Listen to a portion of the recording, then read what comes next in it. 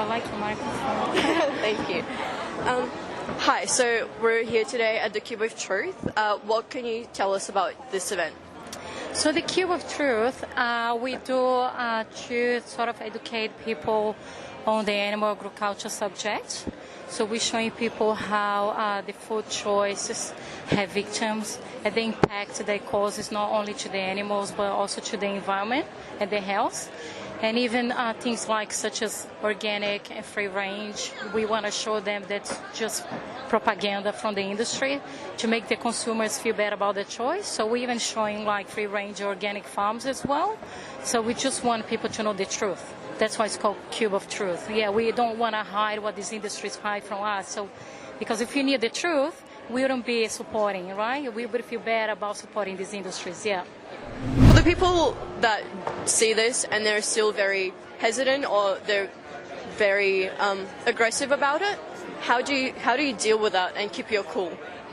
Well, people react in different ways. Some people are aggressive for anything that confronts them, anything that kind of shatters their little bubble of reality. So a lot of us, we have that conditioning, and when someone presents us with opposing viewpoints or something that's contrary to that, they get defensive. Some people get sad, some people are very open-minded, and some people get angry and can even get violent. So we've seen this here on occasion, that some people have confronted us, got right in the faces of the volunteers. Just before, you saw this guy came along, squirted water at us, stuff like that. It does happen. It doesn't happen very often, but it does happen. The way that we deal with it is just to remain calm. We're non-violent. We're not here to cause trouble, to have conflicts, nothing physical or aggressive. We're here to present the information. If people don't like it, they can walk on. We're not stopping them here. We're not forcing them to be here.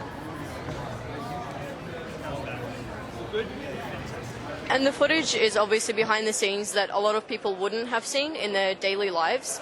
And it's very shocking. Why do you think that the mainstream media doesn't really show that? The simple answer is money. The mainstream media, they have advertisers on their channels that predominantly are these industries, meat, eggs and dairy and animal agriculture. If you watch any mainstream TV station and you sit through the adverts, you'll see that they're promoting a lot of these products. So they have vested interest, unfortunately. And obviously, these industries are very powerful, and they have billions of dollars that they spend worldwide on trying to not only fund their own studies to get the outcomes that they want in the science field, but also school programs to try and, propaganda for children, essentially. So we're talking very powerful industries. So do you think that they did give veganism a bit of a bad rap? I think they continuously try to paint us as being militant and extreme and terrorists. I've heard those words all used multiple times, and I think that it fits the mainstream agenda. They are interested in views and controversy and other things like that. And they obviously, like for instance, Channel 7 is owned by Kerry Stokes, who owns cattle farms. So, how can we would say there's an invested interest there?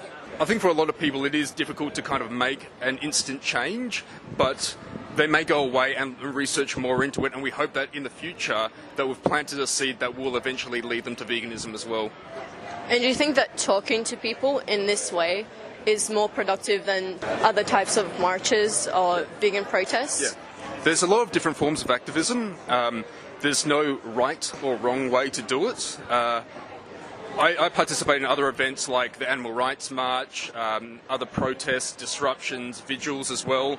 And I think that Anonymous for the Voiceless, this Cube of Truth event, is a very, very powerful way on a grassroots level to have a connection with the public, and it kind of creates a ripple effect. So I'll talk to you, you make that connection, and then you tell your friends and family, then they make the connection, and it spreads larger and larger and larger. So we've noticed that it is a very, very effective method of animal activism, and that people have gone vegan on the spot. They've come to us later, like even a couple of weeks or months later, and told us that they've maintained veganism, or they want to come back and participate in our events, or they've told their friends and family, and now the whole family's vegan. All these things have happened, so I would say it's absolutely effective.